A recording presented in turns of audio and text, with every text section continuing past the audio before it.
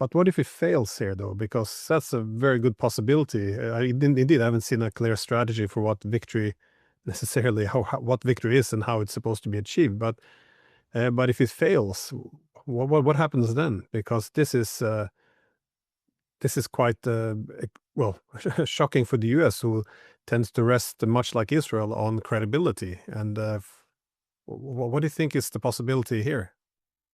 Yeah, that's something that really needs a lot of analysis here and light shined on it, because President Trump loves to talk a big game, and then, like with the Houthis, he did it for 7 weeks. It saw it's not going to work. It's not going to succeed anywhere. So he just said, "Okay, they begged me to stop doing it, so we allowed them to go. As long as they don't shoot any Americans, we're good to go, and just quit fighting."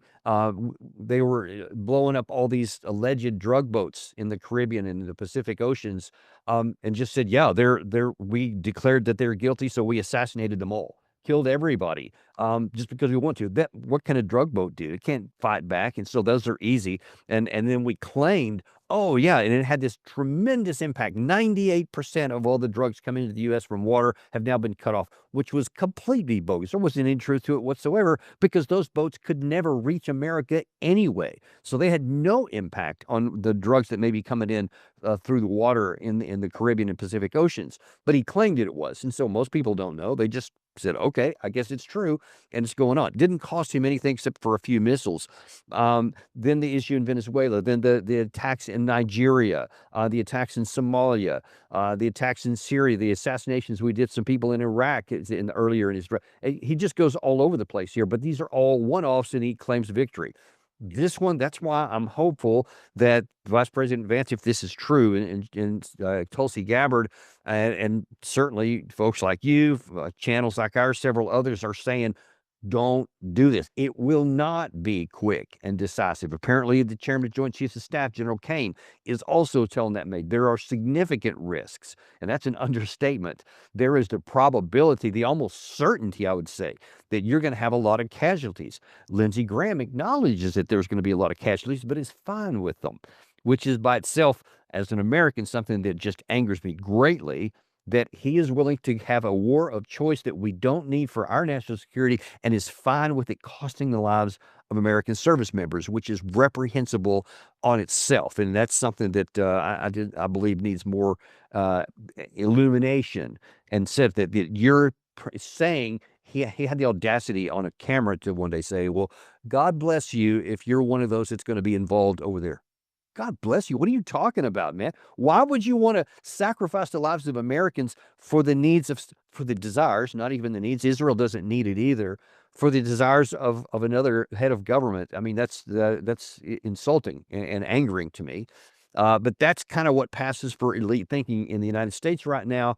And we could probably go into Europe. There's probably a lot there too, but it's something it's a real problem, because militarily, the chances are you are not going to succeed here. You said, what happens if you don't succeed? Well, if you look at the fundamentals here, Iran has underground, what they call missile cities, which they've been building for decades. And these things are massive in some cases. They have manufacturing that's going on underground stuff. Some of them we know, I'm sure, where they are. Some we don't. Some we may know where they are, but we can't knock them out. And so it's not just what you can hit on the ground.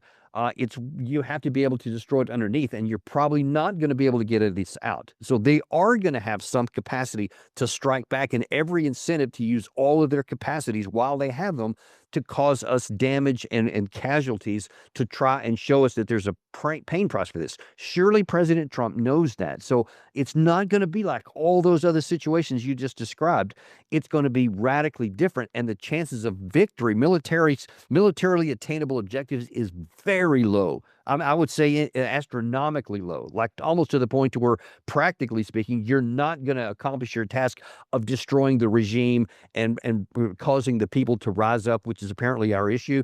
You had Senator Ted Cruz said we should be arming the protesters, because they don't want boots on the ground. So it looks like they're trying to use the proxy force of the Iranian people and just giving them guns, ammunition, communication devices, etc., which also is reprehensible in my view, because we're basically saying we want the people of Iran to be slaughtered in large numbers against, professional military. They're not going to be. They're going to be just guys with guns at best. I mean, I've seen that play out before, and they could lose in large numbers. But that's not going to step because the Iranian regime has the well-trained forces and plenty of people on their side, by the way.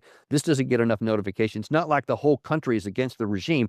There's large percentages of the population that is for the regime and would also fight for them as well. So this, in my mind, has no chance of success. And I hope President Trump's aversion to getting sucked into something will win the day.